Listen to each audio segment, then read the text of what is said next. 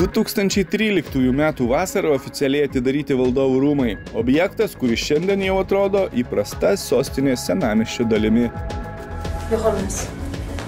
Į Lietuvą atvyko Tibeto dvasinis vadovas, Nobelio taikos premijos laureatas Dalai Lama.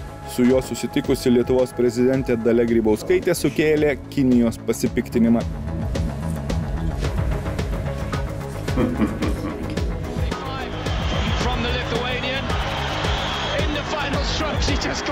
Auksinė žuvelė Rūta Meilutytė iš pasaulio čempionato vėl pasivežė aukso medalį, o jaunimo pasaulio čempionate atiteko net 4 čempionės titulai. Danas Rapšys tada irgi varžėsi jaunimo grupėje, užėmė 2. vietą. Deja, tais metais buvo ir liūdnų įvykių. Mirė politikas Kazys Bobelis ir poetas Marcelijus Martinaitis, o rudenį kaimyninėje Latvijoje įgriuvus Maxima parduotuvės stogui žuvo daugiau nei 50 žmonių.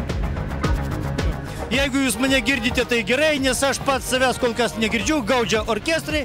Likus 3 mėnesiams iki 1000 km lenktynių starto Palangoje, šį pasaulį deja paliko Vytautas Šapranauskas, žmogus, kurio pėdsakas lenktynių istorijoje tikrai buvo labai ryškus, nors sportinio automobilio jis ir nevairavo. Aeropužėtas Joninės. Taigi dėmesį į ekranus ir taip, startas duotas ir iš karto belgai pradeda lenkti Agilą. Na, o pergalę Palangoje iškovojo broliai Nemunas ir Nerijus Dagiliai bei Benediktas Vanagas. Jie kiek daugiau nei pusę minutės pralenkė 2010 metais laimėjusius svečius iš Belgijos. Tos 35 sekundės ir kova iki pat finišo buvo vienas įdomiausių lenktynių scenarijų per ketvirtį amžiaus. Tu su broliu laimėjai vėl lenktynės ir tada jau su Benediktu Vanagu. 3. Taip, tada buvo juoda mašina 997. Benas ten buvo už tą visą reikalą atsakingas, tai mes tada vėl laimėjom. Taip. Ta pergalė, tai aš taip kažkaip, mes važiuodavom visada, aš net pamenu lenktynių, kad mes ten važiuotume kokie 10 ir 11. Mes važiuodavom visada top 3 tokie.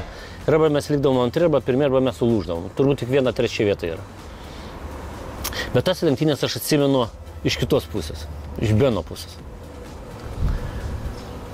Aš supratau, kad tose lenktynėse atsiranda toks kaip mokyklos direktorius, kaip auklėtojas. Iš vakaro nedaug dievė, tu išgersi alaus mažą, turėti miegot.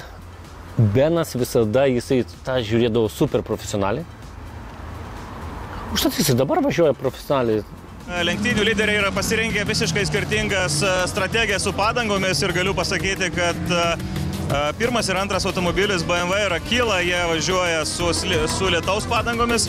Mes pasirinkome sauso tipo padangos, nes matom, kad trasa džiūna ir mums galbūt nėra tiek svarbu pirmi keli ratai, mums svarbu nestoti anksčiau laiko pituose ir tiesiog negaišti brangaus laiko. Tai šiuo metu mes esame šiek tiek lėtesni, bet aš labai tikiuosi, kad nepradės lyti ir mes turėsime kokį minutės pranašumą visai neužilgo tuo metu, kai kiti lenktynių lyderiai važiuos keistis ratus. O aš visada tai žiūrėdavau tokį kaip daugiau kaip hobį, aš sakyčiau. Man tas hobis būdavo toks ir pabūtų Palangoje, ir pavažiuot, bet aš visada žinodavau, kad tai ateina ta diena, kai tu užsidarai dureles ir ten užveskite ponai variklius, lėktuvėliai praskrenda ar kas, man visada įsijungdavo kitas režimas. Bet iki to aš toks visada, tai gal, va tai va. O Benas visada sakydavo, Nemunui tas, kokius dabar reikia pasifotografuoti, tos fotografijos, aš turbūt ne iš daugelio tų lenktynių Palangoje, lenktynininkų, kur aš nelabai mėgstu to viso PR-o to daryti. Aš visą Beną, tu gali, gal tu be manęs, gal Nerijų pakalbinti, atsimenu. Tai va, tai buvo fan, buvo jo fan. Su Benu paskui, man atrodo, mes dar važiavom porą sykių.